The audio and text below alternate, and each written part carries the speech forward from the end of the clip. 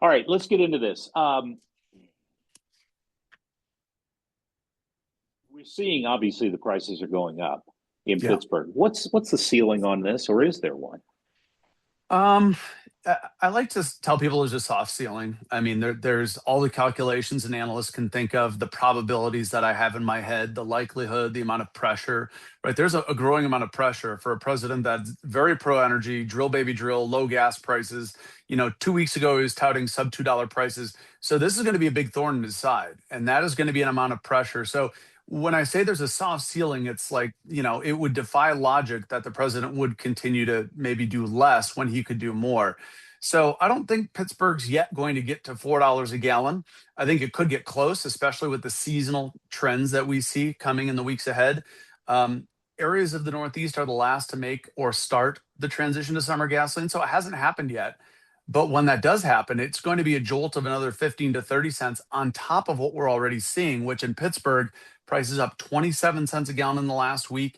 At this moment, the almost live data showing Pittsburgh at almost 3.50 a gallon. So a little bit of light at the end of the tunnel. You're only down by a penny from last year, one of the few states that are actually lower right now than last year, but probably by the time you go to air, that's going to be higher than last year. So I don't think at this point the cards show $4 a gallon gasoline. I think we could get very close when you add in the seasonal layers in a few weeks.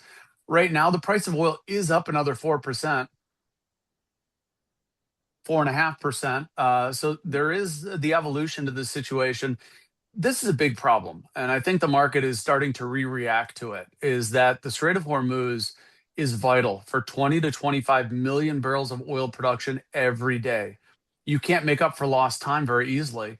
There's no sudden fleet of ships that you can use to replace the amount of oil that is stuck now in the Strait of Hormuz. In fact, some countries, Iraq, saying that they're slowing down oil production. And you're going to see more countries having this issue when they pump millions of barrels a day. Saudi Arabia, 10 million barrels a day, they run out of room to put it. 10 million barrels a day adds up very significantly. So it's really hard to replace time. And that's the biggest issue moving forward, is every day that the Strait of Hormuz is essentially closed, and it's not a door. This is not open or closed. It's closed because of the threat of Iranian attacks. Cheap drones that Iran can launch dozens of very quickly is a pretty big deterrent for ships. Now, the president has talked about potential military escorts. The amount of assets needed for that would be insurmountable against cheap, fast-moving drones is very difficult. The president, partners, oil producers really need to get together to decide how they can restore confidence in transiting the Strait of Hormuz. But this is a big problem. Oil is backing up in these oil-producing countries, and lost time is the biggest challenge here moving forward. And oil markets are not yet pricing that in fully because everyone's kind of hopeful and optimistic. But at this point, 3 days ago, it was looking like the president mentioning escorts, that there could be something there, but there's still no transiting happening in the Strait of Hormuz. And every day that goes by, it may take several weeks. For every day that strait is de facto closed, it could take several weeks for us to get back to normal.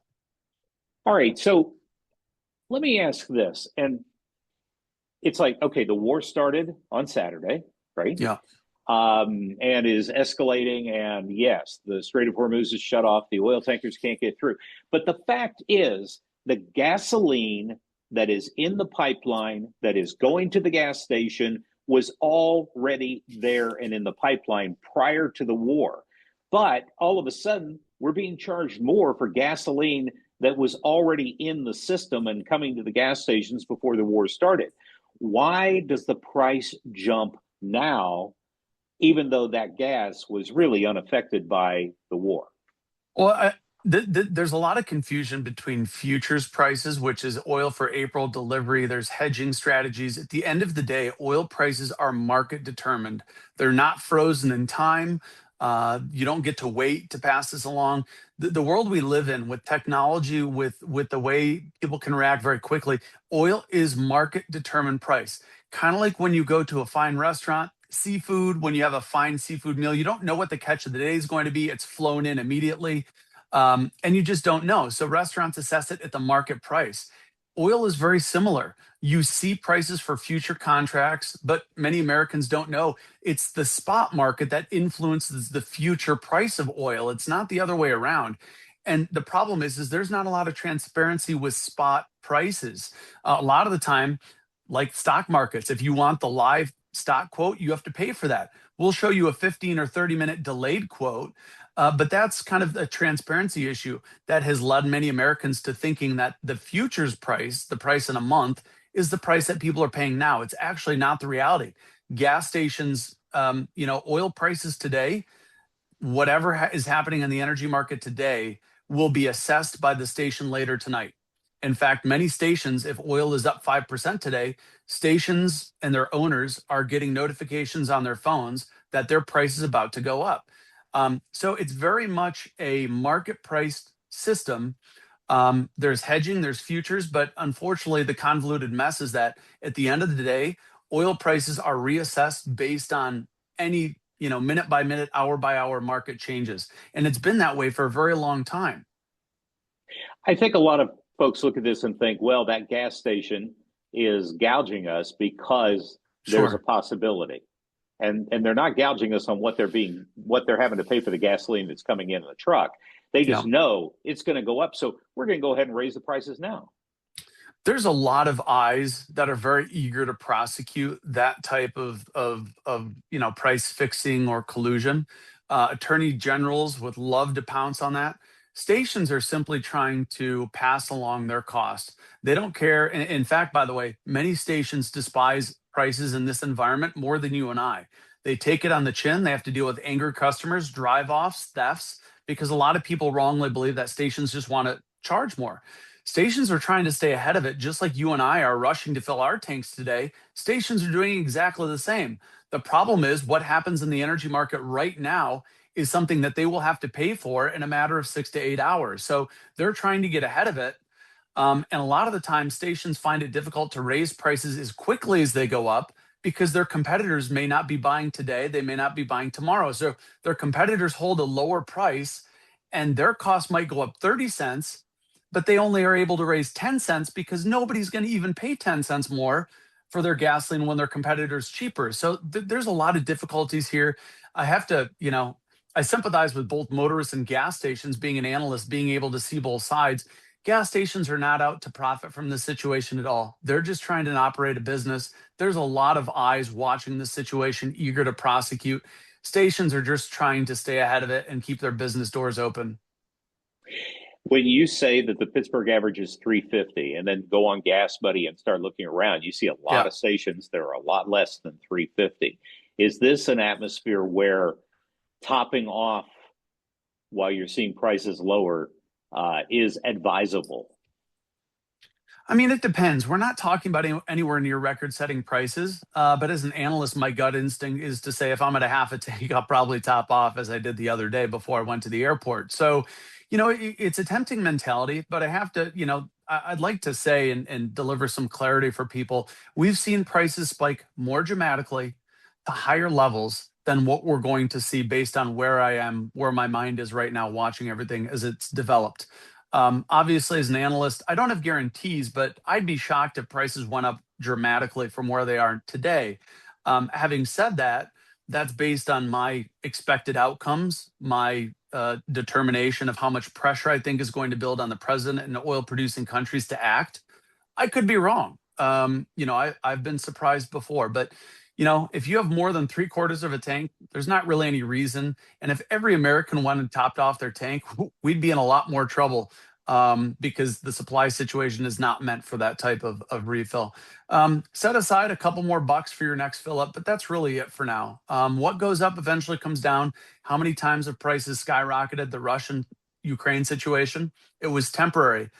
Prices in 2022 launched over $5 a gallon. By the end of the year, they were back below $3 briefly. So, what goes up will come down. But for now, this is, it's troublesome if you're living paycheck to paycheck, and all of a sudden you're spending 27 cents a gallon more than last week. It's unsettling. But as an analyst, I do kind of see that there's a soft ceiling at $4. And I just cannot foresee record-setting prices from this. Back in 2022, when prices skyrocketed, both sides of the equation were impacted. Supply through Russia's war in Ukraine was impacted, and demand was impacted through the reopening of the U.S. economy. Demand skyrocketed at a time supply plummeted. This time around, demand is relatively steady because there wasn't a pandemic to depress and then inflate demand. So that is pretty steady. It's the supply side of the equation that's impacted. So instead of two factors being impacted, we only have one right now. And that's why I don't think prices are going to go apocalyptic. Gasoline is probably not the part of the barrel that's going to jump the most. I mean, I think the pace of increases is going to start slowing down for gasoline by later this week and early next week. Diesel, though, is a little bit more of a concern. Diesel inventories have been tight through some of the extreme cold and snow that we've seen. Heating oil and diesel are the same product. So when it gets very cold, heating oil and diesel consumption goes up. The other problem is Qatar, who's a major natural gas producer, has shut down natural gas production because of the lack of ability to export it. And that puts a lot of pressure on heating oil, which can't even say it. That puts a lot of pressure on heating oil, which pushes diesel prices up as well. So diesel prices are going to sail another 25 to 50 cents higher. Gasoline may be running out of steam. It still may climb another 10 to 25 cents. Okay. Yeah, and if diesel goes up, then the transportation of all products becomes an issue. Eventually, yeah. If diesel prices remain elevated for more than a few weeks, we're probably going to notice it in some of the CPI numbers that look at monthly prices. So that could become more of a problem for the president. And again, given the amount of rhetoric on energy and oil and gasoline prices, you have to think the president is not blind to what's happening. It doesn't seem like there was much of a plan for these types of things going into it. I would hope that would quickly change course. The president alluded to escorts. They're onto something, but they've just got to figure it out and quickly.